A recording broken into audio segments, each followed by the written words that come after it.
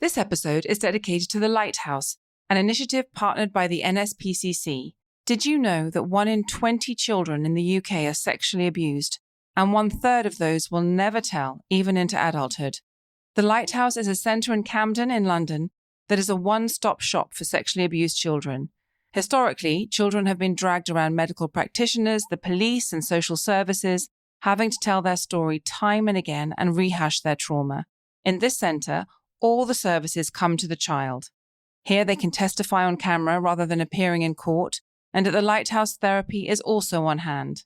The Rebuilding Childhoods Board, chaired by my guest David Tait, is one of 4 boards that partners with the NSPCC, and they raise money and awareness for the Lighthouse and other projects. David's aim is for there to be 30 such centres around the UK. Currently, there is only 1. To find out more or to donate, go to www.nspcc.org.uk and look at the show notes for more details. Thank you. Before you start listening to this conversation, I want you to know that my guest David Tait talks openly and honestly about the sexual abuse he suffered as a child.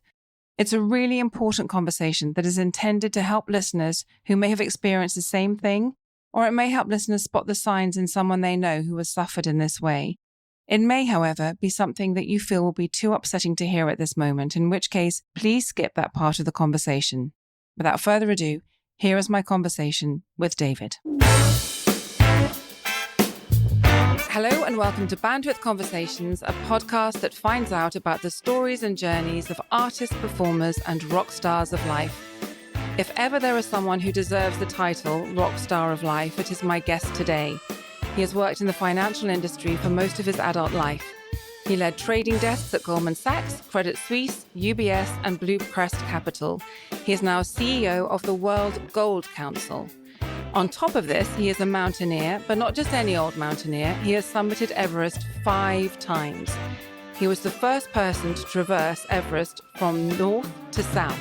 And doing this and other endeavours, he has raised over £7.5 million for the NSPCC. For those who don't know, that's the National Society for the Prevention of Cruelty to Children, for whom he's also an ambassador, speaker and board member. He was awarded an MBE by the Queen for his services to the charity. His life story has been made into a film, Sulphur and White, starring Anna Friel, Dougray Scott, Mark Stanley and Emily Beecham. The royal premiere was in February 2020. At the bottom of an email asking for sponsorship for his second descent of Everest, again in aid of the NSPCC, he wrote, "Please sponsor me because I was one of these children." Aside from his wife Vanessa, that was the first time anyone had an inkling about the sexual abuse he had suffered as a child. It is an immense privilege to be talking today to David Tait. Hello, David. Thank you so much for being here. Thank you for having me. Very flattered. I'd like to set out what the purpose of this podcast is. So my aim is to raise awareness for the horrific crime of sexual abuse and the lasting damage it does. I'd like to direct people to your film so that they can better understand the ramifications of this crime and what those 4 men did. I'd like to show that tackling these crimes needs to be at the top of every agenda and understand better how to tackle them. And we'll put links to the film, NSPCC, and everything else into the show notes. But David, what else would you like us to achieve? Well, for me, my intention with the film was always to try and demonstrate to people the collateral damage that someone like me, has done in the past, and hopefully not in the future, not anymore at least. The film wasn't intended to try and demonstrate or show another sexual abuse film. It was incidental, albeit it was dealt with very delicately, but it was meant to be incidental. What was meant to show was the untold story, really. And very few people understand just how callous an abused person can be, largely for reasons from their past, but your abuse becomes viral in ways that you don't imagine. And the way you act, the way you treat others, your desire for affection, all manifests itself in very peculiar ways. So my intention was to write a book, which failed miserably. But the film that was generated by my manuscript, as it stayed, became the vehicle to try and tell the story. The manifestations, even if you can think you don't want to behave that way, I would imagine that's incredibly difficult to to break. Especially when you're younger. I spent most of my teenage years wondering about such things as, was I ill? Was I contaminated? Was I, and please take this the way it's meant, was I gay? And remember, this is 60 years ago and 50 years ago. And so all those things were going through my mind as I was waking up to the fact of what had happened to me. And at that point, of course, when it did happen to me, I didn't actually know what was happening to me. I figured it out in the end, but the realization was horrific. And so I went into my late teens, into my first job at Goldman Sachs in a rather unique mindset that I didn't really realize at the time gave me a rather peculiar edge, because I was borderline, I wouldn't say suicidal, that sounds very dramatic, but I didn't care about much anymore. And I went into that job, got the job, was able to take decisions and make choices and bets that floored other people. They thought I was suicidal, crazy guy, but I didn't feel a thing. And I didn't really care whether it worked, whether they fired me, whether I dropped dead. I didn't care anything. So now with the benefit of hindsight, looking back, I had this sort of superpower, which I've managed to harness in later life in a more constructive way than I first described. But yes, as you went through life, you always feel empty. I wanted to try and find people who would fill up my esteem bucket. Yeah. So I harvested hearts. I did all sorts of things which I regret, but I can explain. You're one of the NSPCC's key speakers. You're an ambassador for them. So you go around the country talking about your experiences. You also talk to people on the phone who have felt unable to share their own experiences with anyone, and you counsel them as well. All these years later, how difficult is it talking about it? I'll tell you the first time I did it, which was the charity, like you've said, I mentioned at the foot of one of my emails, and the charity didn't know the story. And in 2010, they asked me, would I give a speech to 350 high net worth individuals at the British Museum, no less.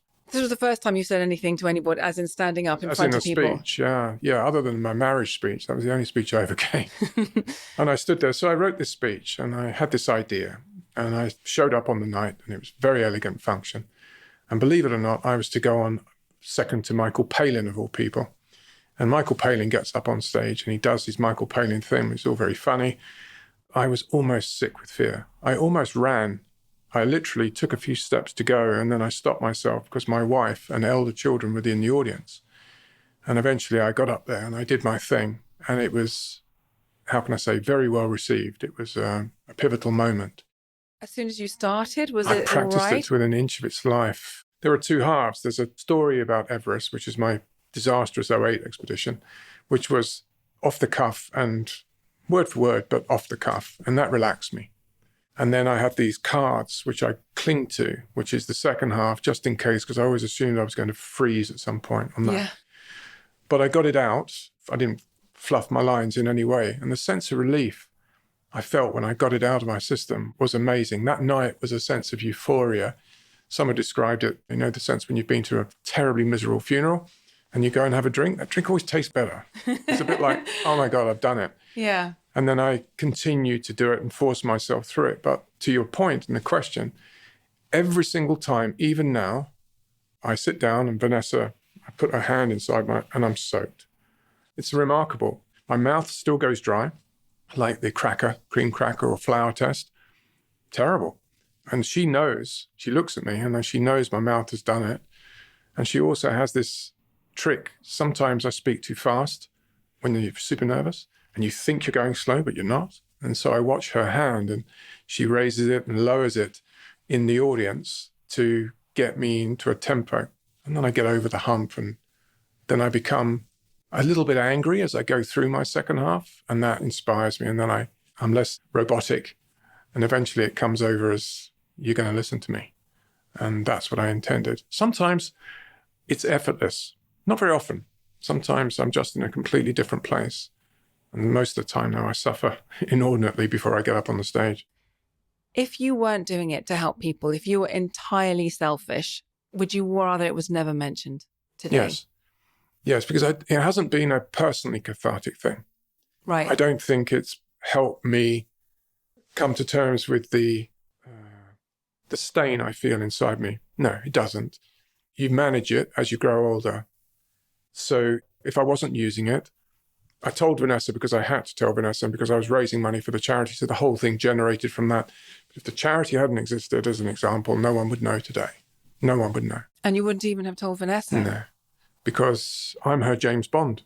And I mean that. I felt that if I disclosed this abomination, I would cease to be that, because at some point, some part of her would see me as tainted.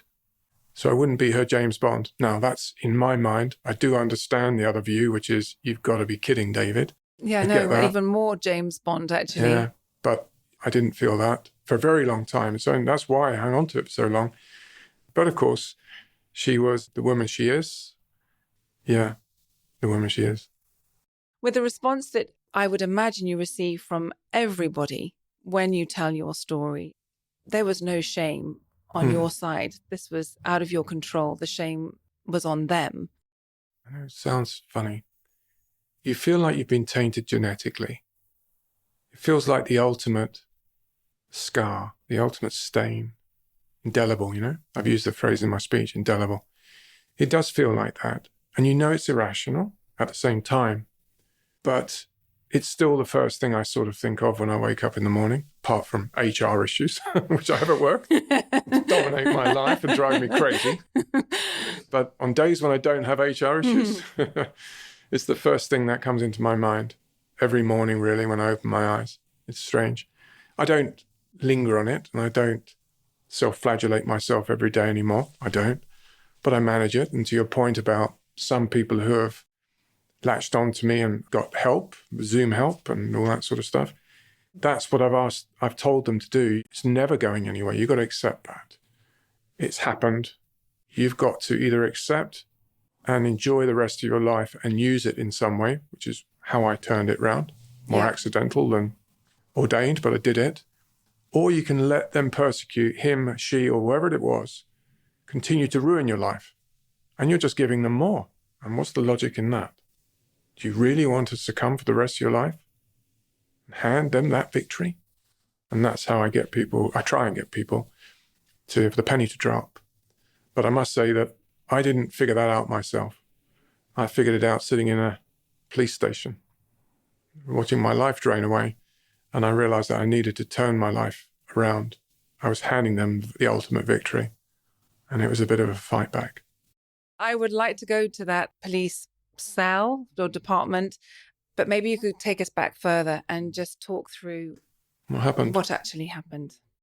We arrived back we lived in South Africa as a little boy, and we came back when I was 10 years old on an ocean liner, and we moved in with my grandparents in a beautiful old house in Deptford, southeast London, while my parents looked for a house. And we were there most of 6 or 7 months, I think, while they did that. And behind the house was a place called Deptford Park, which still exists. In the centre of the park was a tea room, quite literally an old tea room with lions made, swinging ice cream things and everything. And my grandfather got me a job in this shop, washing up, sweeping up and stuff, and most notably stacking the shelves of sweets for the grand amount of £1 a week or something. I'd come from South Africa where sweets were really rare. We got raisins if we were lucky. And I'd fallen in love with Fry's chocolate cream, like on site. It was the best thing I'd ever seen and tasted. And one day I was stocking the shelves and I dropped a box of Fry's chocolate cream on the ground. And as I bent down to pick them up, on impulse, I slipped a bar of chocolate in my waistband of my shorts. Unbeknownst to me, the owner had seen me, who was a family relative. Oh, he was actually a relative? Yeah, he was my grandfather's brother. And as I turned to put them, he was ordered me to put them back, and as I turned to do so, I was hit from behind, and almost a stunning knockout blow. I ended up on the ground, face down, and I felt my t-shirt get ripped up, and then my shorts were ripped off, and a huge weight. I remember helping him to get my clothes off. That didn't help me thinking back. Because you're a child. Yeah, yes. And didn't know what was happening. And then a weight huge weight, and then excruciating pain. And, as I say in my speech, and the hardest line is I was 10 years old and I was raped. I didn't know what was happening. I was thrown into a small toilet cubicle where I was told to first bandage myself and then clean myself with toilet paper and stuff. And I tried to stay in there, I remember. And I remember there was these air fresheners, jelly. Air freshener stunk of lavender. It's really strong. And that's what I always remember now, is that lavender smell. I wasn't allowed to go home. He wasn't yet finished and all that. And when I was allowed home, my father was a strict disciplinarian. He caned us in Africa, caned me, not my sister, but caned me regularly for everything, really. I had big ears as a kid, and he used to cut my hair deliberately short so I could get into punch-ups. It was terrible. So I was so scared of him finding out I was a thief, and that was the threat, that I didn't tell anybody. I kept it to myself, to the extent that in later life I even went and got butterfly clips to help myself heal. Oh, gosh. Yeah, I know. It's amazing when you think about it, but I didn't tell anybody. But I kept going back to that store. Because you had to. You wouldn't have a choice. I had no choice. If I didn't go back, I'd have to explain why. And we kept going back to the store, and he and his friends showed up. As is depicted in the film, I could see, much like I can see out your window here, some flowers through a door, and there were butterflies. And that generated the name of the movie when I told the story. It was a genius bit of thinking by the writer. And then eventually, I think we were there, I've been asked how long it lasted. I think it was 4 months. It was all the summer. And I kept going back to that store, and his friends would come. And then one day, I remember seeing my father, this is uncannily looking out your window. It's a bit Oh, is peculiar. it? Oh, dear, I'm sorry. No, I saw my father walking across the park towards the store. And then that day, I wore a hood, a sack hood, yeah. Presumably when you saw him, did you think he would come and help? Well, I saw him walking towards the store, and then I was led into this room, the storeroom at the back. And I always made the connection, but I never knew for certain. I never heard a voice. I never knew. But I've always lingered on that. Did he walk straight past the store? Could have done. I don't know. I really don't know. And so when I described all this to the writers and they made the film, I wanted that no more than a hint that it could have been at that time. And that's depicted by Dougray. Well, and then we moved away. We found a house in Croydon, Sanderstead. Very soon after that, and this is why I think he was there, he visited me in the evenings, started coming into my room. And it was not of the magnitude, I won't ruin your day with the detail, but it wasn't of the magnitude that it had been in the store. But I was made to do stuff, and my mother walked in, and I still remember my mother's silhouette. Oh, you saw her? Yeah, I saw her. She opened the door, and there she was, much like depicted in the film. There's Anna standing there. And then she walked out and moved downstairs, and that's how that all worked out. And it stopped on that day. Very soon after, I grew rather quickly. I was on the cusp of going up like a beanpole, and it ended. Did you ever talk to your mother? Did your mother ever talk to you about it? No. It was always one of those peculiar, unsaid things. The era is different from today. Yes, of course it is. 1970s. It is. Yes. You know, I don't remember it. I don't remember it being a subject. Strange man, or that was about as thing as you got. You know, my mother received a £50 note a week or something for groceries on the working top. She had no assets of her own, couldn't leave, had nowhere to go, one car. And so she protected me, not that she needed to do for long. And the house was divided at that point. And eventually, long story short, she found someone and moved out of the house when I was much bigger than my father. But we coexisted all that time. So she moved out, and was there any talk of you going with her? No. I stayed in the house. Yeah. And that's interesting you picked that up, because that's devastating, I would think. It was hard. Because she was the one person who hadn't, until that moment, behaved poorly. No. But I've always tried to explain it, in as much as she knew nothing about the park. what she'd seen was revolting, but it wasn't the same thing I'd experienced in the park. And so I'm not sure that is an excuse, but I was semi-man. I was man-size at that time. But that was picked up by the writer, funnily enough, that point. I hadn't really given it a lot of thought, to be honest. I didn't curse her for leaving. What I did curse her for, and I regret this enormously, was one day I had a girlfriend, 17, and I caught my coat on a rose bush as I walked out of the house to go out in frustration. This is before she left? This is just after. This is after she left. And I kicked the front door of the house and it fell off. It literally fell off its hinges. It's quite comical. And rather than stay home or fix it, I propped it up and went out. My father went berserk, threw me out the house, told me never to come back, which is fair enough. Well, I don't know. Yeah, I know. That seems like a pretty small misdemeanor. On the phone, my mother backed him in that incident. Now, of course she did, but at the time, it was a heinous crime in my mind. So I didn't talk to him for 10 years, and I didn't talk to her for 5. I regret not talking to her because in that period, she got very ill. And we tried to depict that in the film as well, coming to Goldman Sachs and waiting in reception and staying on the phone for hours and all that. And that's what I try and depict. I don't depict that she did anything wrong. I try and depict that my treatment of that poor woman was disproportionate and wrong because of what the state of mind I was in. But I so regret what I'd done to her. I really did. Now, you make errors. Just before she died, so years later, she took her own life. She did apologize to me for letting me down. She never knew about the park, though. I never saw any benefit to telling her that. I was on the cusp a few times. Don't know why, but I didn't. But she apologized. And that's depicted again in that conversation. Tried to keep it, although that conversation is slightly more elaborate than the one my mother and I had.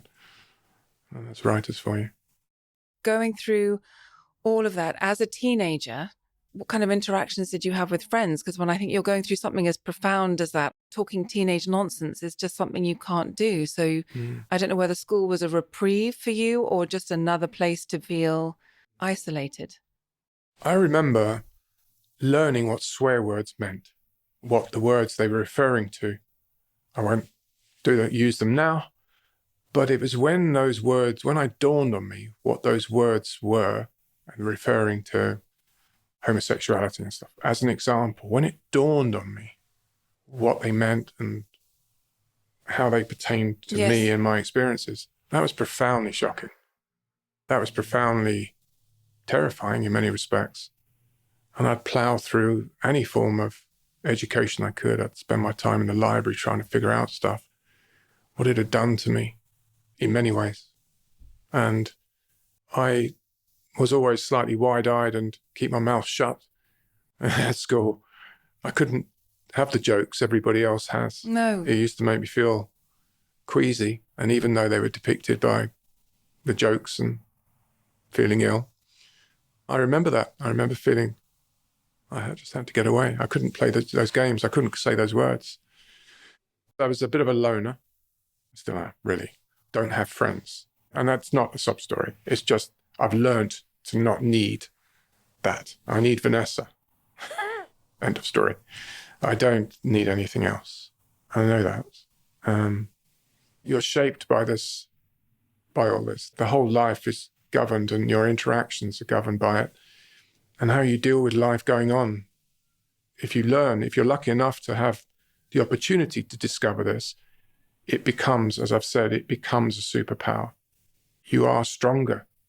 You'd much prefer not to have done it. Yes, of course. But wow, it can be powerful if you channel it. Really can be. Your father kicked you out because of the door. And then how soon afterwards were you taken on, was Goldman Sachs your first job?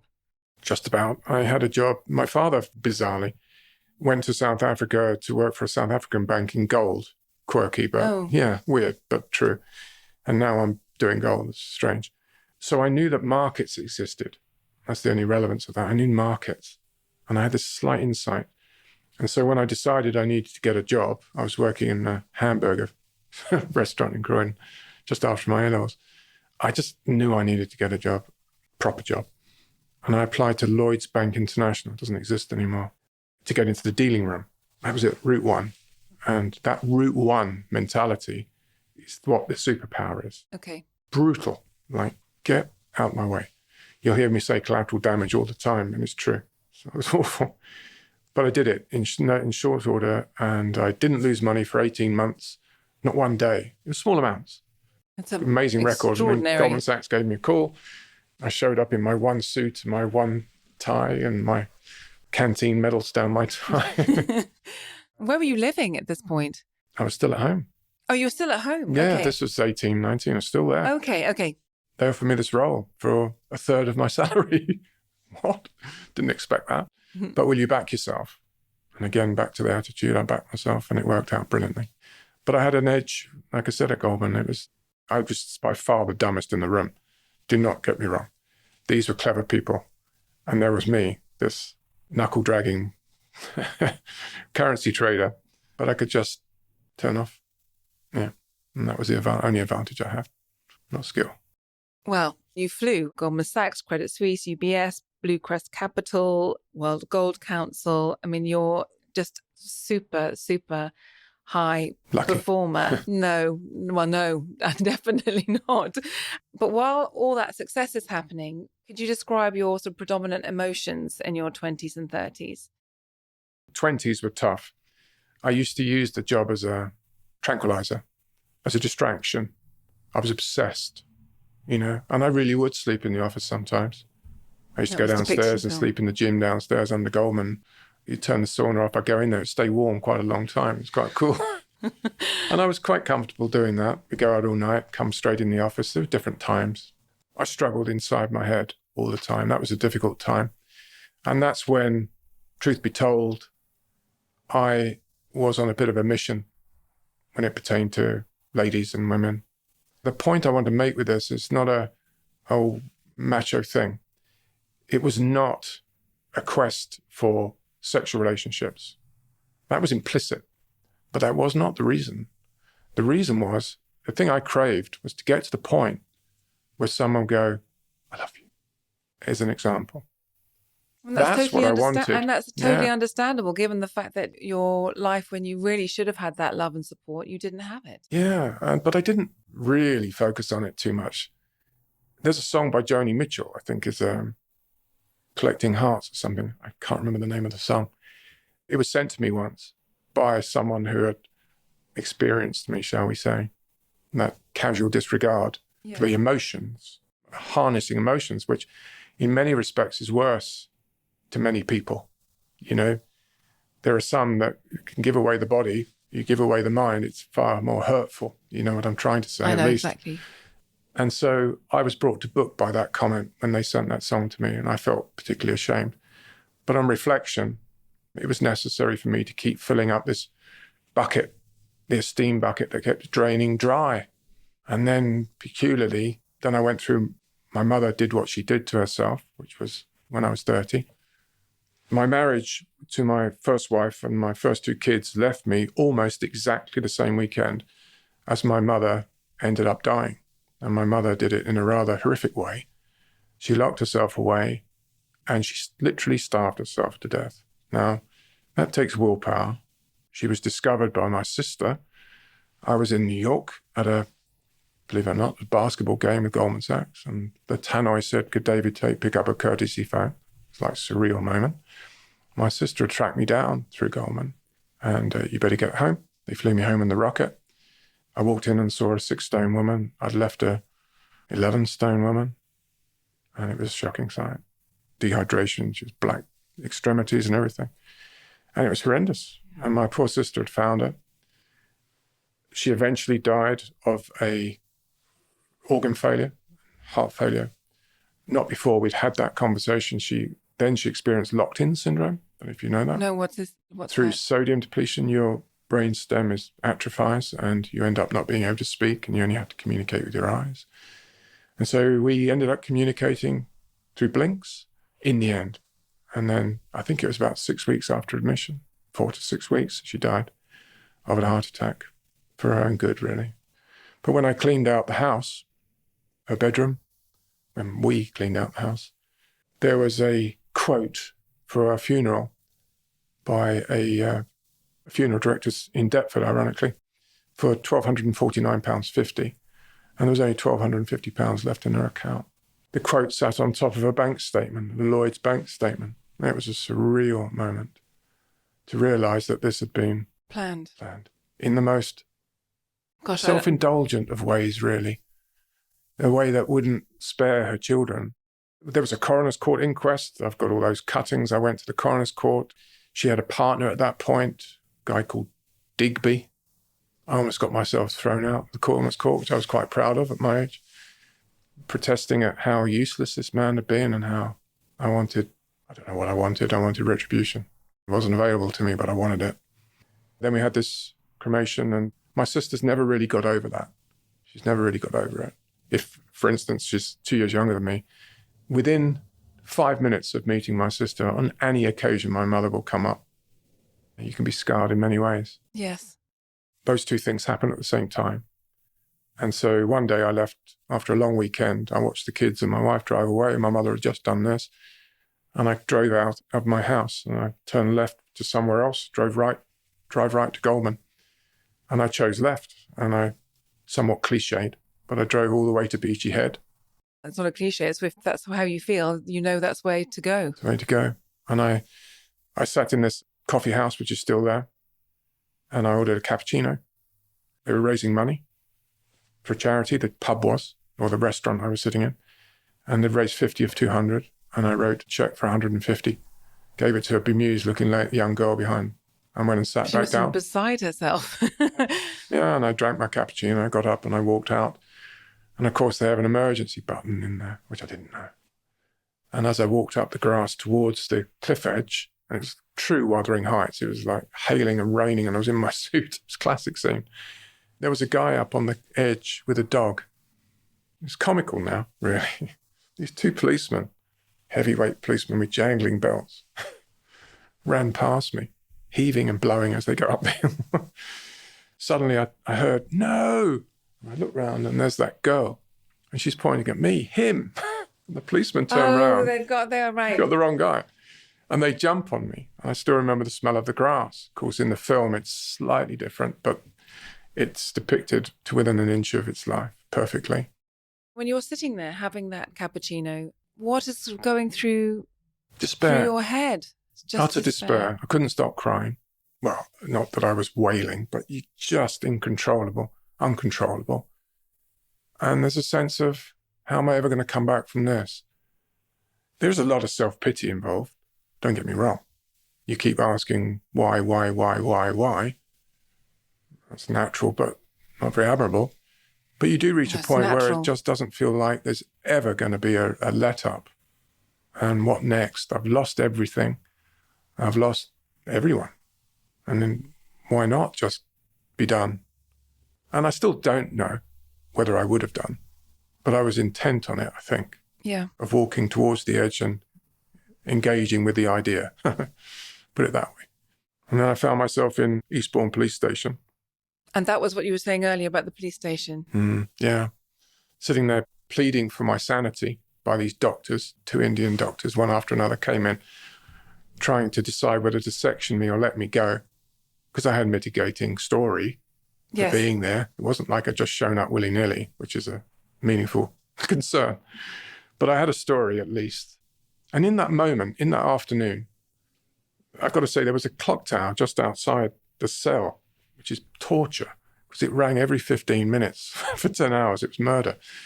And it brought me to my senses, I think. And during the course of the afternoon, I realised, I got scared, frankly, that I was about to do this or had been about to do this to myself, and what I was about to throw away. And back to where we started, I suddenly resented that I'd been driven to this point, that I was about to do exactly what these faces I have in my mind that I carry with me would be smiling and going, "Go on, jump," almost a crazy. Yes. And I thought to myself, no more. Simple as that. It wasn't exactly a light bulb moment in that afternoon, But the fear I experienced and my desire to claw myself out of it was a revelation. I really don't want to die here. I don't want to lose my Goldman Sachs career. I don't want to lose anything. Right. So began the fight back. And I'm not going to let these guys do this to me anymore. It wasn't in that instant, but it was in that time. Yeah. That's when I decided to use this story, essentially, or work for the charity and use it. Well, you kept this a secret for another couple of years. What prompted you to tell Vanessa? I told Vanessa once we were married. Okay. Yeah, 95, 97. That's when I told Vanessa. I made a commitment not to lie. I've done a lot of that, you see. It hadn't got me anywhere. It had broken up a marriage. As I described, I was wrong. And I decided that I wouldn't lie and pretend. And so I took a chance. And by taking a chance, what was the reaction? Disbelief at first. As in disbelief, as in shock, I should say. And then she said, that makes sense. She is now a counsellor, by the way.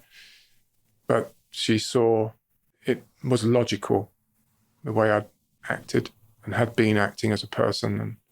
And how did you feel after saying it? Half of me regretted saying it because of, as I described, Yes. I'd let myself not look how I thought she saw me. But after a while, I was relieved that I had someone to lean on. When I had the bad moments, I had someone who understood why I was having a bad moment, rather than dismiss them and ruin their life by not explaining why I was having a bad moment, because that's very hard to live with.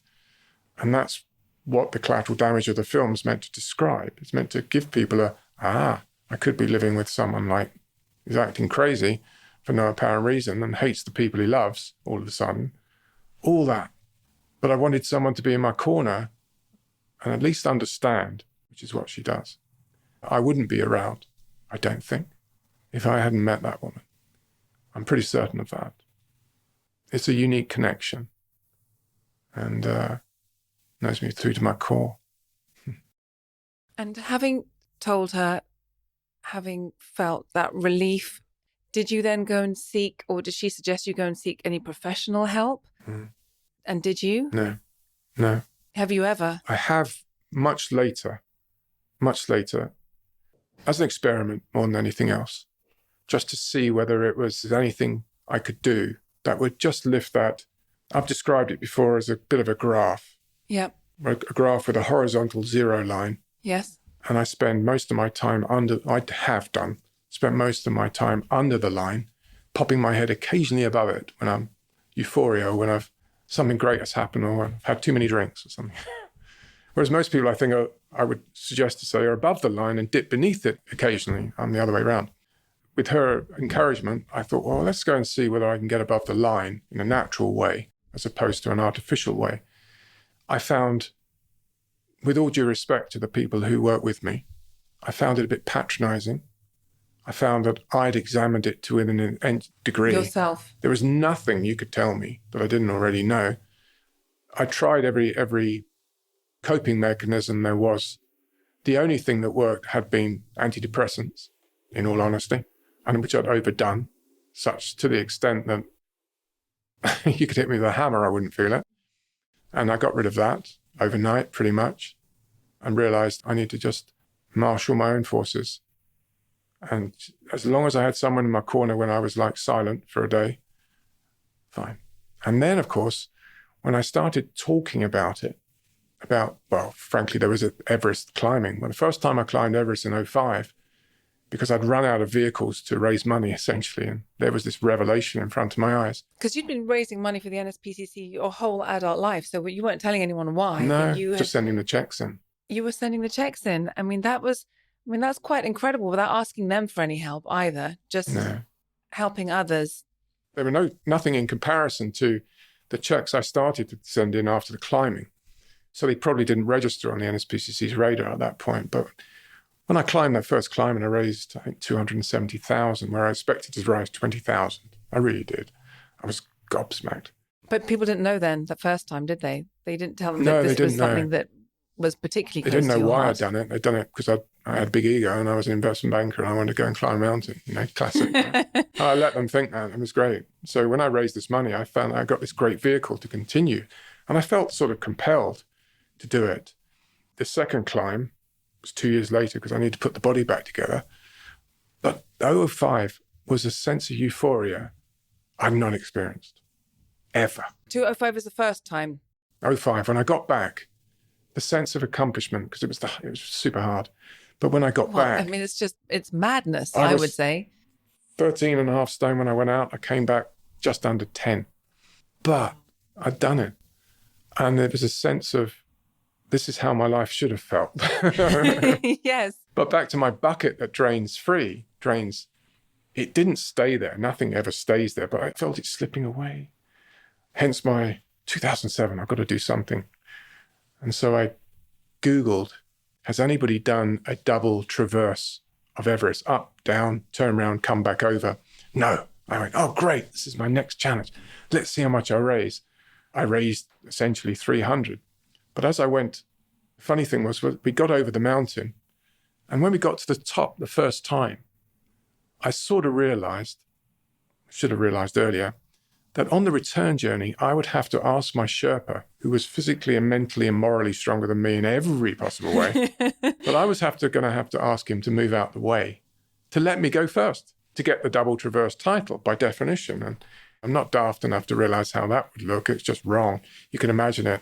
Hedge fund guy pushes Sherpa out the way. You can see it. And I went, I didn't realize, actually, when I read that you went from north to south, I didn't realize you went north to south and back to north again. Well, this is the point. Oh, okay. I did it the first time. I realized on my first climb up, that would happen on the second climb. So when I got down the first time, we walked into base camp and all these people came out banging pots and pans saying, congratulations, you're the first person ever to do the first one.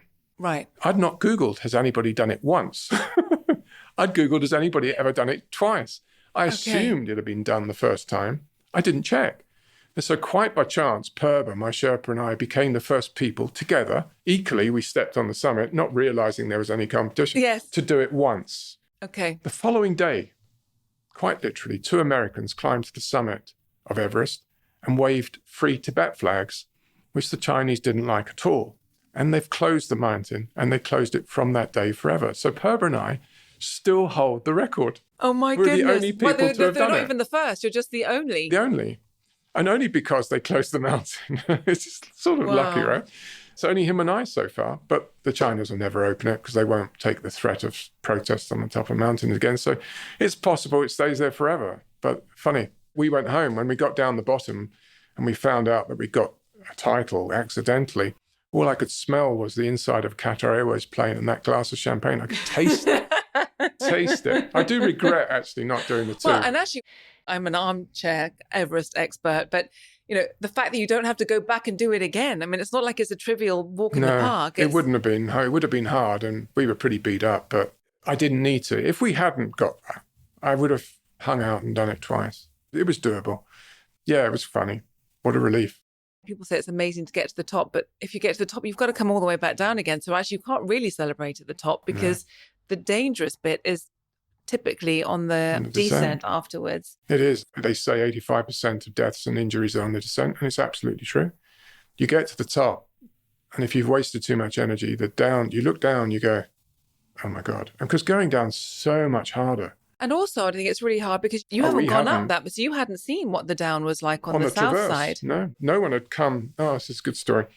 No one had come up the south side the year we went over. They'd only got to Camp 4. Okay. And the weather hadn't allowed them to get to the summit and fix ropes. So we came up the north side, which had been roped, and got to the summit, did our dance on the summit, which I almost fell off. That is actually videoed, believe it or not. Is it? Yeah, it's actually where I almost fall off the summit. The pure Darwin well, moment. I would love to see it. Okay, so you have to tell me before you go. Please show me. And then we came down, Purba and I came down from the summit to Camp 4, which should have really taken an hour. Took us 5.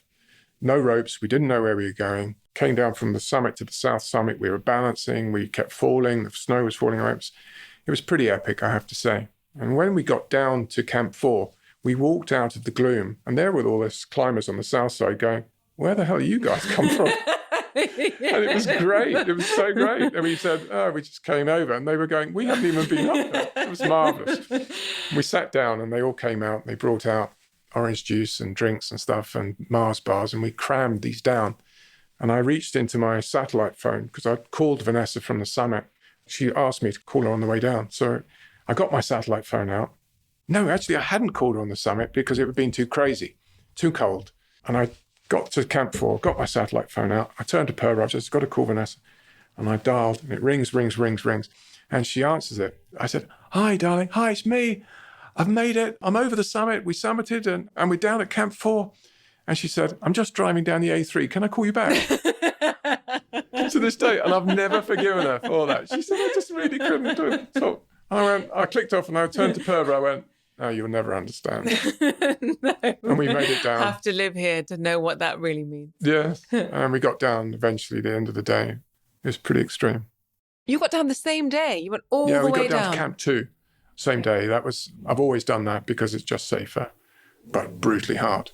The 2013 climb where the Queen's flag, I got up there and down in 3 days up, 1 down. That was by far the hardest try. Because you're not supposed to do it anything like that quickly, are you? Normally you go from base camp to 2, 2 to 3, 3 to 4 each night. And then you go 4 to summit, down to as low as you can get. I've always managed to get to 2, but some people only get to 4, and then to base camp. But we did in 2013 in order to get the Queen's flag up there with all the injuries I had. Can you say how that came about? She was the patron of the charity. Yeah, she was originally, and then she handed it to the Countess of Wessex. And they gave me this flag in celebration of her 60 years on the throne and the 60-year anniversary of Hilary Tenzing.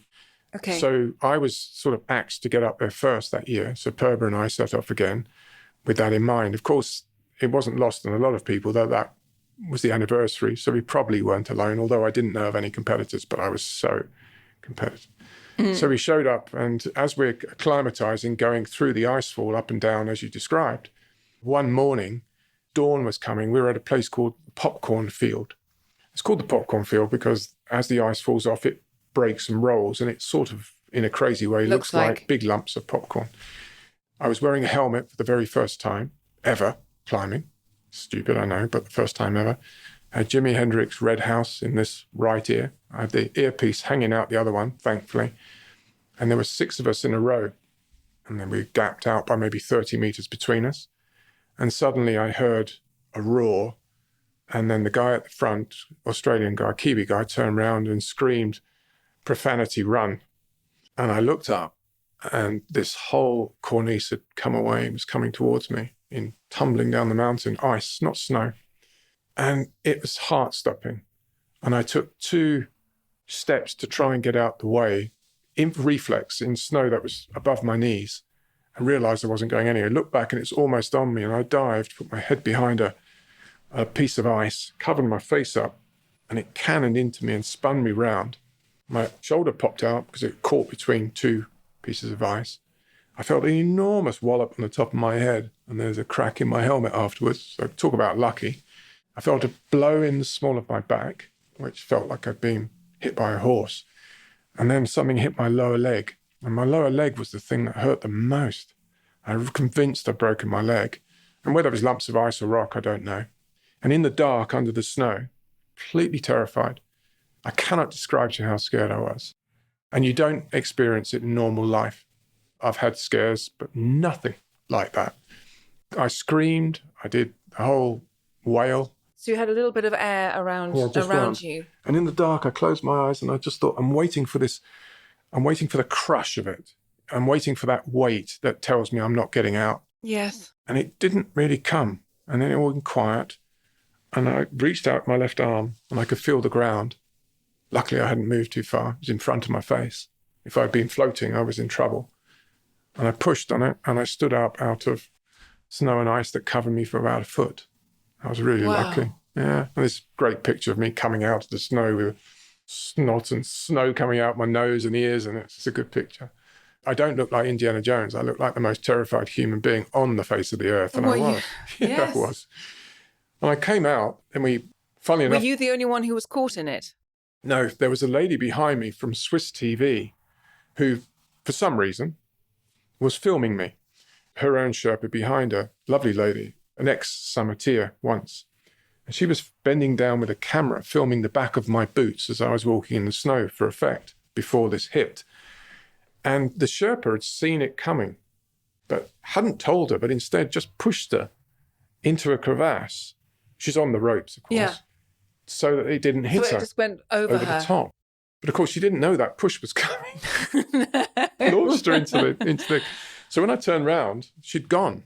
Little I didn't know. So we all on the radio, where are you, where are you? And she was under the snow. We broke the snow out, pulled her out. They pulled her out. I couldn't. I was in a mess. I've never seen distraught. I thought I was distraught, but I was distraught. We got down to, long story short, we got down to base camp. They did my shoulder. I take tons of pills. Everybody was marveling at the big hole in my helmet. My leg had blown up like a balloon. It was my calf muscle. It wasn't the bone. Okay. And that was the biggest hematoma you've ever seen. But because of the big boots I wore, I was able to walk like Frankenstein in the boots without any pain. When I took the boots off, my foot flexed. That was the pain, because it was a muscle thing. You don't really use your calves when you're climbing those boots. So 3 days later, the expedition leader came up to me, Russell, and he said, David, there is a 4-hour Everest weather window 3 days away.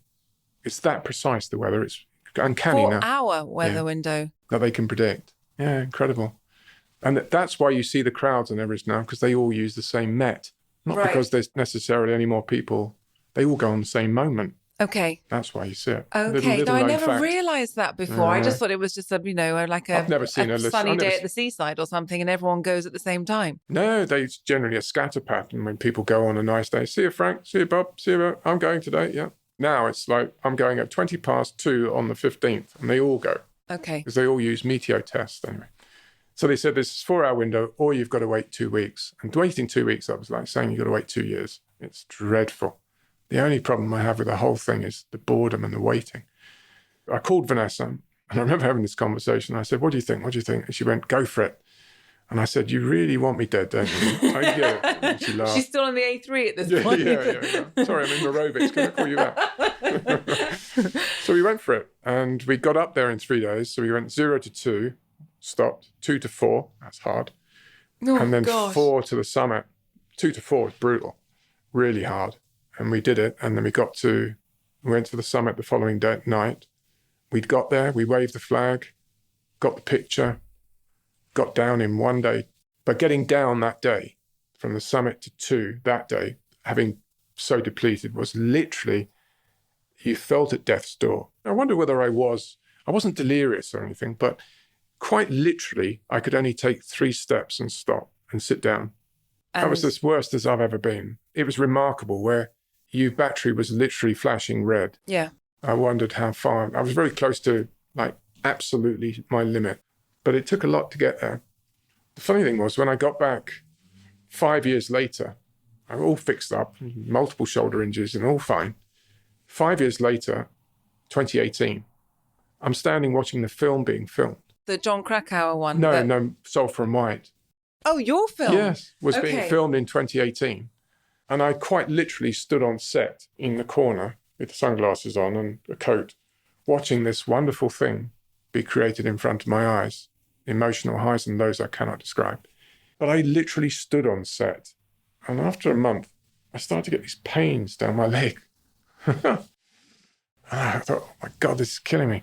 So I went and had a scan, and he plonked the stuff down on my back, document, and he said, so when did you crack your spine? And there was a crack, a healed crack through one of the vertebrae that had cracked on the periphery, but it had cracked my spine. And you carried on climbing with it? Which my son thought was very heroic, but I didn't know. So it's not heroic at all. It hadn't disabled me. My leg hurt a lot, but I didn't know. All right now? Yeah, it's all fine. But it's all absolutely perfect. I've got everything all in the right place, all conjoined still. So I was pushing my luck towards the end. Well, you did it. 5 times, and you had 7 attempts as well, which is a pretty amazing and unusual, I would think, hit rate, isn't it? The '08 one which is my speech. I lost 3 teeth on the mountain and all that to take them out there. And the 2017, the last one, I went to K2 in 2015, and then 2017, the last Everest. When I sent out my begging mail, because I'd sort of peaked with K2 the year before, no one sponsored me. And more than literally no one. So it was costing me $50,000 to do the expedition. I just about raised the $50,000 for the charity, so zero sum. There was no more. And I realized I'd reached the end of it. And that gave me opportunity to stop. But there's a friend of mine, Kenton Cool, who's the mountain climber, who's probably my best friend. We decided to do something different in 2017, which was Heathrow to Everest summit to Heathrow in 30 days. Literally said that we could do all that. We only missed it by a day. It was just too cold, where the Sherpas wouldn't go on. We could have technically, mechanically done it, but we wouldn't have lived through it. And so we both came home and went to the beach. Well, 31 days, I think people would give you that extra day. We tried to do something a little bit special. And that was my finale. Well, do you even like climbing? No. You don't even like climbing? Cold and horrible. I hated it. Truly. That's hilarious. You don't even like it. I don't. The second time you wrote that at the bottom, this is to help children have the help that I didn't have. That was the first time I told anybody apart from Vanessa, was that email. And what made you decide to go from sort of 0 to 100? I felt so inspired by the money I was raising. I was so euphoric still. I was feeling pretty good. And I took a chance. I didn't just write it and send it. I sat and stared at it for a day. And then at 5 o'clock, or 4:59 sort of equivalent, I hit the button and ran for the door. And I didn't sleep. And I came in the following morning. I expected the world to end. Of course it didn't. But I did expect it to. And then slowly people engaged with me, and I didn't really talk about it too much. I had written the manuscript, of course. You'd already written the manuscript then? Oh, no, when I got back from the climb, I wrote the manuscript, decided to write it down, prompted by my one line in the email, post the climb, and the success of the climb. Again, I'm feeling euphoric again, different frame of mind. And I wrote it down. I wrote 7 or 8 chapters of climbing, the climb I'd just been on, and 7 or 8 chapters of somewhat idiosyncratic stories, which you're probably familiar with now.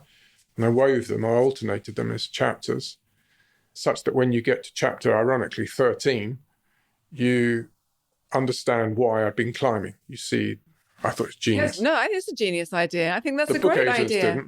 The book agent said, could you get rid of all the climbing because it's really boring, which is just boots, boots, boots. I know, it's horses for courses. But if you could give us 14, 15 chapters of life, we could be interested. And I wasn't interested in that.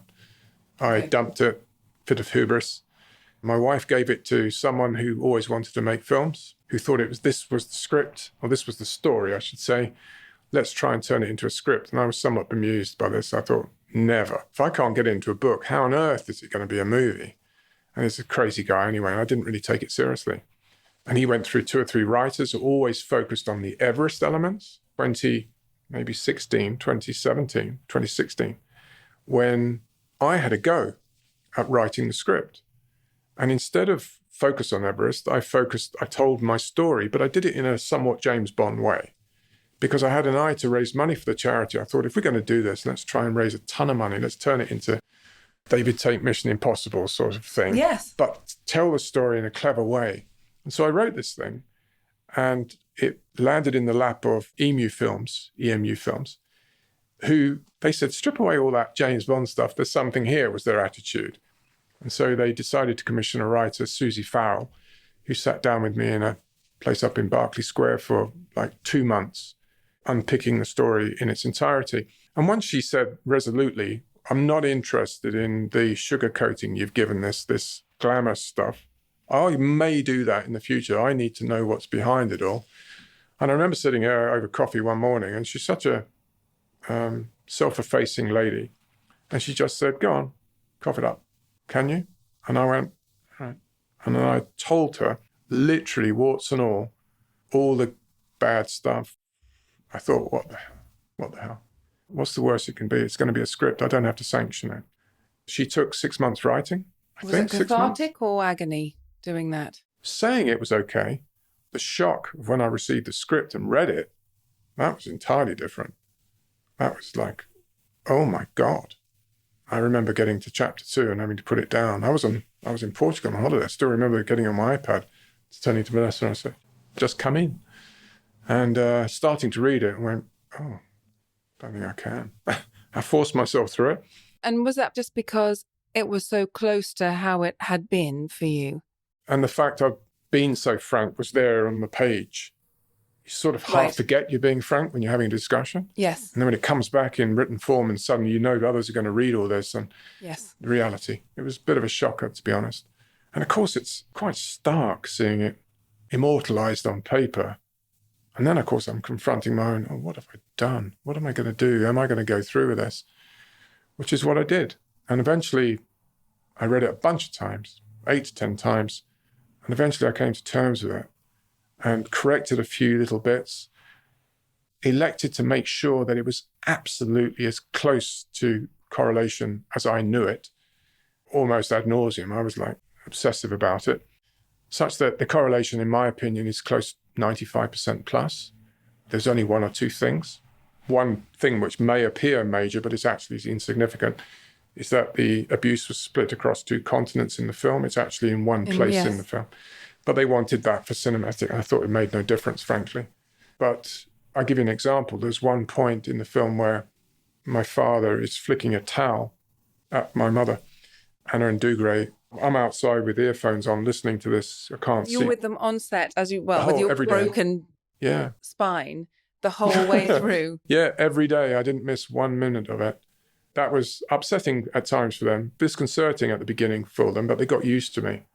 I wasn't invasive, but No. Julian Gerald, the director, knew that the only thing I wanted was as true to real as possible. If it then turned into a non-commercial product, fine, I was over that. But I wanted it to become an encyclopedia for people in the know. That's where I was going. Yep. They did 5 takes of flicking this towel, and the last one, I hear Anna say, ow. And Julian turns around to me, he's not going to like that one, because I told him I'd never seen any violence. Not one thing. Maybe they had, but I wasn't going to suggest stuff. I was determined not to do that. I said, yeah, kill, I'm not doing that. You can choose from the first 4, but not the last one. And he respected that. And then after a while, I became a bit of furniture on the London set area. And Mark Stanley and I spent a lot of time discussing how it felt. And he was awesome. It was a big responsibility for him because it's not playing someone who's died. It's, you're right there and this is your life. The questions he asked me were some of the most intimate I've ever been asked. He apologized and cried through it, but he wanted to know absolutely everything. And he'd go away and he'd sit like stunned and he'd sit there staring into space. I've got some marvellous pictures of him that I took candidly, of him trying to digest what I just told him. I knew it would shock him. Then the scenes were the better for it. The one where he meets my father, and if they meet, we did meet like that. And was that the sort of interaction that you had? Because it was very powerful, and he carried it perfectly. tough. It was not articulated in, you leave children alone, don't you? You know that. It was like that. And then the scene where he tells Vanessa was perfect. Yeah, he worked so hard on that. They did. I don't think Emily knew what he was going to say. I think that was the idea. I think Julian kept it from her. And then South Africa for 2 weeks was, without doubt, I could say now, the most wonderful 2 weeks I've ever had. Horrific 2 weeks at the same time. I hadn't been back for 45 years. That was a strange sensation. Getting back off the plane, and I took the taxi straight to my old home. And a taxi driver sat there outside while I stared at this house, which looked like the Alamo now. It was a beautiful house. When I remembered it, I didn't recognize it. I was in the same street, I could tell that, but the house was totally different. And then he took me to my school, which actually was identical. And then I started to get a bit emotional. There I was. Nothing had changed. It was uncanny. And then we went over to the set. So it started emotionally. Nothing really prepared me for the reality of the set. It was a carbon copy of our house. It was so unique. How much, bizarrely, and this wasn't intentional, Anna Friel looks like my mother when she's done up that way. Not now. I can't barely see it. But when she was done up that way, it was like, wow, that's a bit weird. You saw it differently. And then the emotions you go through watching your childhood being played out. And I frankly fell in love with Hugo Stone, the little boy, to the extent that he'd run and launch himself. And his parents, Esther and Simon, they sort of resigned from parenting for that period and let it happen, to which I'm eternally grateful. But imagine that given you've been so hard on yourself, when watching him acting would allow you to see yourself as the innocent child that you were. I relived my life through him. It was like, these movies where you go back in time, you're watching yourself run around. This was it. This was the most uncanny sensation. It was cold in South Africa, but crystal blue every day. It was winter. It looks like it's hot there, but it was actually cold. I adored it. And I came back entirely different. Came back like I'd gone back in time. And that's what I sort of say in my speech. There's only 13 people gone to the moon, but no one's gone back in time like I have. And thank you for what everybody's done. And that was healing. That was, yeah. It was a revelation to me that I could experience such feelings and still be corpus mentis at the end of it. Yes. But they wouldn't let me watch the scenes with Hugo when they shot those scenes in the room. Yeah. For their own good, as much as mine. I understood. Yes. And I just went out. And it was a remarkable day. It was, South Africa's such big sky. Yes, that it is. Weird phenomenon, isn't it? It is. How come it's bigger than there than anywhere else? I don't know. It just seems flatter and wider and Goes on forever, right? It does. And I just lay there on the ground and I just watched the clouds and sunset. And then we all got drunk. It was terrific. How did you cope with the premiere? Because then you're sitting and watching it all in its entirety with an audience. The Countess of Wessex, when I wrote the manuscript, I can't remember how I got to it, but I asked her at some point if it ever made it into a film, would she be prepared to offer a premiere, royal premiere? I was going for gold, really. And she said, yes, just like that. And I went, wow, thank you. Then when the film was shot, this is it. The second day of shooting was the club scene, the sex worker club scene. So I show up at this set, day 2, and Mark Stanley... So you probably don't know these people that well at this point. No, I don't. But I know Mark, met him a few times. And I walk into this club in South London, and there's 50 sex workers hired for the day to film this scene, which is a bizarre... It's an extraordinary scene. Extraordinary scene. And it was amazing to watch it being shot. And Mark is, of course, walking around in this tiny pair of briefs. And he walked past me at one point. He went, thanks for this, mate. It was so funny. He was so funny. So's Alistair Petrie was there as well, of course. And it was super funny, guys. And it was great. But I realised at that point that, oh, my God, the Countess of Wessex is signed up for something that if she came to a premiere and sees this, she's not going to anticipate quite what it looks like. It's looking different than it reads. And that day, by coincidence, I had to take the afternoon out and go to an award ceremony up in Cornhill.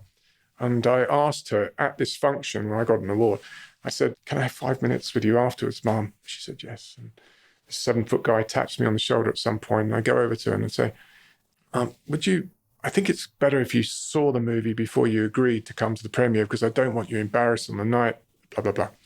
And she leans in close. She said, David, I come from a PR background and I'm made of sterner stuff.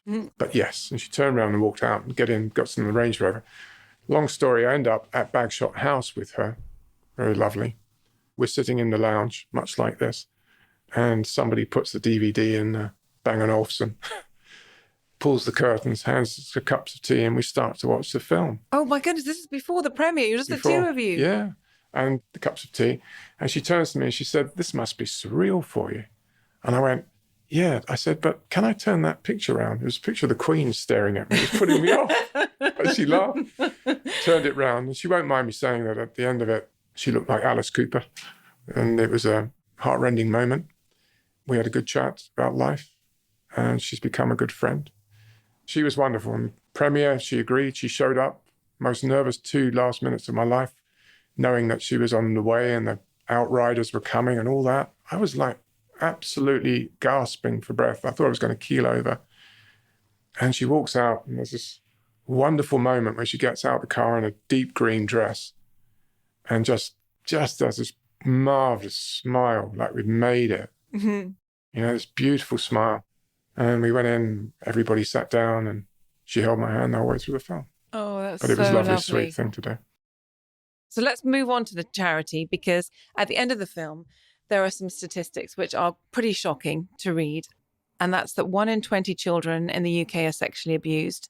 And 1/3 of those will never tell, even into adulthood.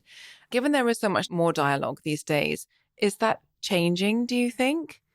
Good question. I would think it is. However, I only know of one other person that tells their story as I do. Yeah. So I'm a rare resource, as Yes. is this other young lady who's actually been on BBC recently, Poppy Eyre. Heard of Poppy Eyre? Yeah. We're working together on some stuff. But I don't know anybody else, really, who tells such a story or equivalent of hers and mine in many ways. And so that suggests the opposite. Yes, it does. But the statistics keep going up, which I think is As in the statistics are getting worse. I'm getting my stats wrong, aren't I? number of calls to Childline, I would say. Okay. That sort of thing. And you could argue, there's no way of suggesting those numbers are going up. It's just that you've got a means of telling someone. So I would say the confessions are going up. The ability Right. of people to offload is going up, and that's a good thing. Yeah. I'm not suggesting that incidence is going up. I would suggest incidence is probably coming down because we're managing to get to children at an earlier age, making them aware. The charity chose my 10 years old as a benchmark, and the school service is educating children. They're aware. It would suggest strongly that there are more children rejecting an advance than ever before. Yeah. And you'd hope that it's in decline, but it's never going anywhere. No, I remember you saying that it's the human condition. Yeah, that's the sad thing. And so I take a somewhat more pragmatic view about it. The charity have shifted their emphasis, rightfully, I think. It's in the name, prevention. Upstream, as they like to call it, in the prevention area. It is all a bit, with all due respect to the charity, a bit vague how you're going to do that. Nothing concrete. I'm more pragmatic, and I would say I'll look after the post-abuse help. And that's why my board at the charity, which I run, which is an offshoot of the charity, a fundraising board, Rebuilding Childhood's board, supports what's called the Lighthouse, which is a building in Camden. The building was donated by Richard Caring back in the day. It's been transformed into the Lighthouse. It is a one-stop shop for sexually abused children to go to, whereas hitherto, they were carted around to different services over the course of sometimes years, retelling their story. The story was not sealed, and they would have to tell it 20 times. And they would grow up in the interim, and the case would become flawed because of that growing up, and barristers would do what they do. So the Lighthouse is a place they can go to. All the services converge on them in one go.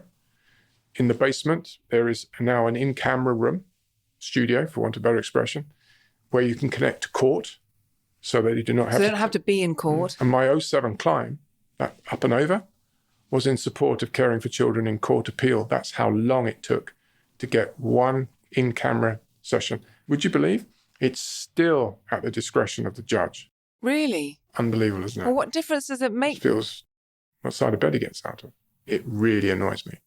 But we now have a place where if the judge decides it's okay, the 3 screens, prosecution, defense, lawyer. I'm having some Lego made at the moment, Lego courtroom. And so it's been achieved. And so my board raises the money that the NSPCC needs to pay to keep that going. Right. Other funding comes from other services, and it's an expensive business. I'm trying to find the money for 50 of them. And we have an ask into government for £400 million. Most realistically, with a change in government, we could get it, we might not get it. We know there's not much money. I've asked most recently, through a colleague of mine, to try and just get the money for 2 or 3 more. But it's incredibly difficult. And we're so behind internationally. So who's doing well in this?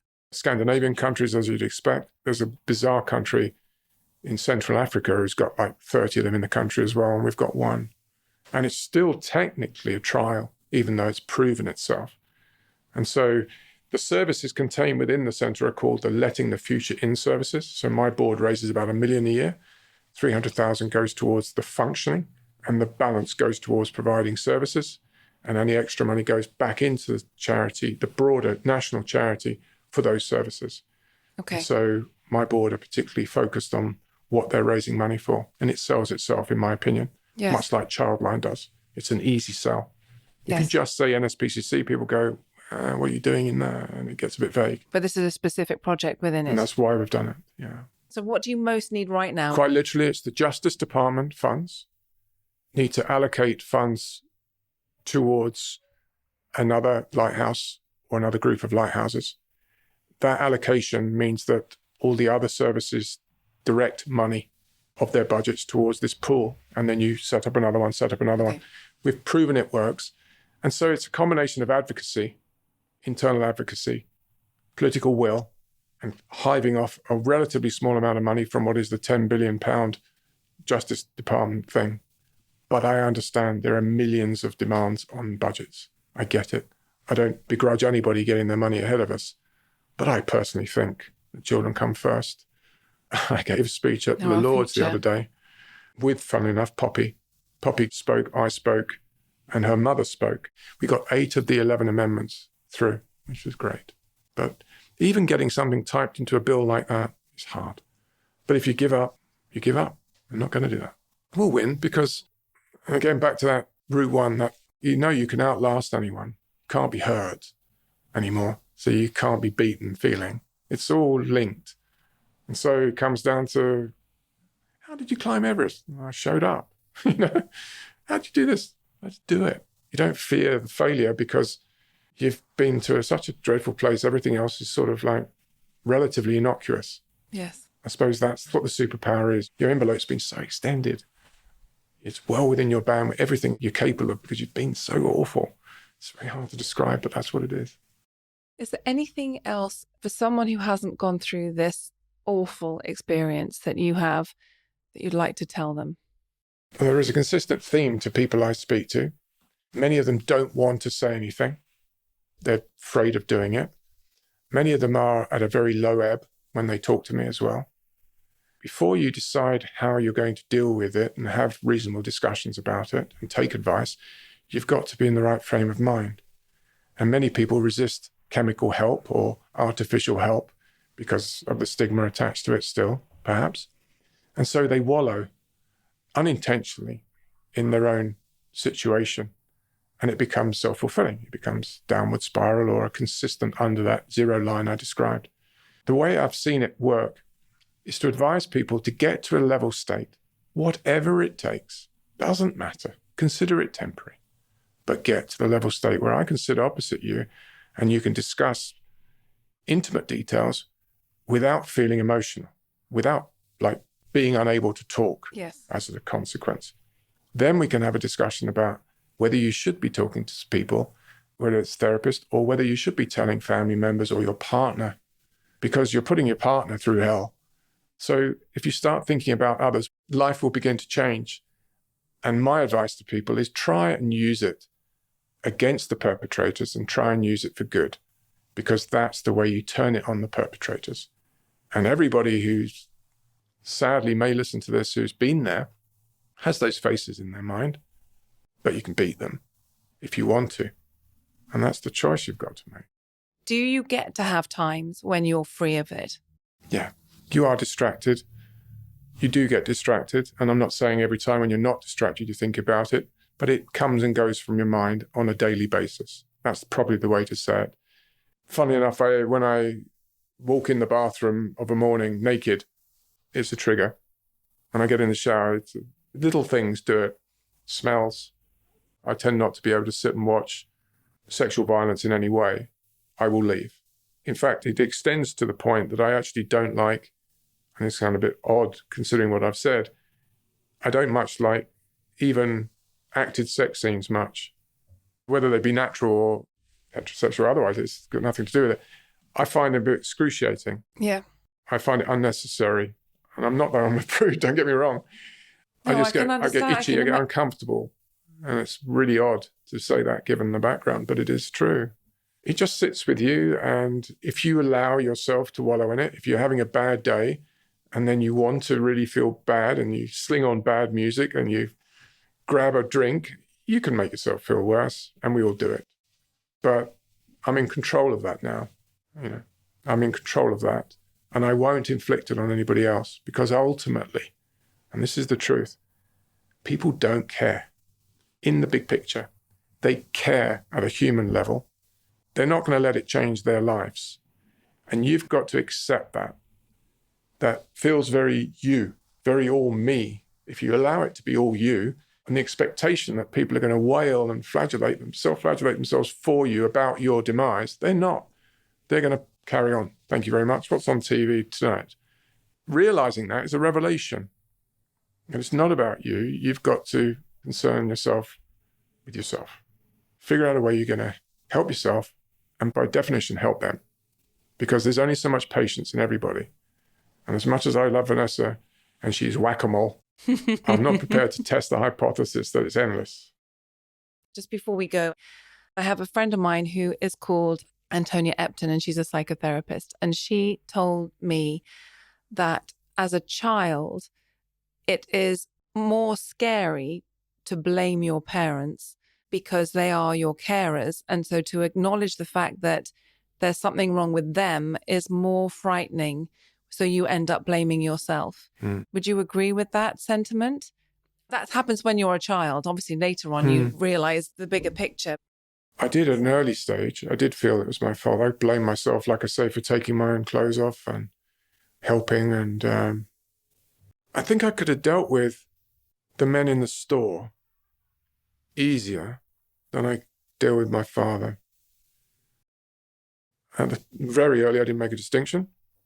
But later on, the thing that really kept playing on my mind was my father, and the true realization that I really wish I'd had one. Yes. And as bizarre as that says when you're my age, there is this sense of I had no one to turn to. You know, I was then very, very solo person. And I would not ask advice of anybody, and did it all myself. It's not heroic. It's just I was forced to do it all myself. And I would have loved to have had that buddy. I see it now. I see the guys out. I could tell it's father and son, you know. And I try and do my best with my sons. And I try my best. But and again, that's hard, because if you don't have a role model, you have to make it up. It's hard for me to do this. That's the irony, and that's reflected in the film with Seth. I lament the fact that I was too standoffish, as depicted, I hope. Our second son, him and I are like this. But it's permanent damage with me and Seth. There's a difference. There's a distance. I try and close it, but it comes together and does this. Comes together. Ethan and I can't get him off me. It's like, God. But I learned, but there's damage, the collateral damage. Yeah. It's not just you. That's my point of the film. It's, God, you've got to think about others, but before you do too much damage to others. In an interview that I listened that you gave, you said that given there are so many people with those statistics out there who have suffered similar experiences, and you said, I think I see them. Yeah, sometimes. Sometimes I feel I can be in a room of people and I can see the demeanor of someone. I wouldn't say it's a look in the eyes. It's an aside look, or it's they're not quite there with you. There's a coldness to them, you know. I'm probably imagining it, but I often feel I can sort of wonder. Well, David, thank you so much. You've been so lovely to come and talk to me today. And Walter Scott wrote, life is mostly froth and bubble. Two things stand like stone: kindness in another's trouble and courage in your own. And you may have heard it before, but I just thought, wow, that kind of seems to sum you up. And whether it's the film that you put out there and gave your story to the public, whether it is those one-to-ones that you don't really feel like having and those speeches, they're all at a cost to you, and you're making huge progress and you're helping so many. So it's been a huge privilege to talk to you, and thank you. Thank you for having me. Great. You've been listening to Bandwidth Conversations. Thanks to Anna B, Head of Marketing, to all of the podcast consultant, to Bagawire for the music, to the Money Maze podcast. Thank you for listening. Any feedback, please email me, katie@bandwidthconversations.com. Please sign up on our website, www.bandwidthconversations.com, so we can notify you about new podcast releases. We hope to see you again soon.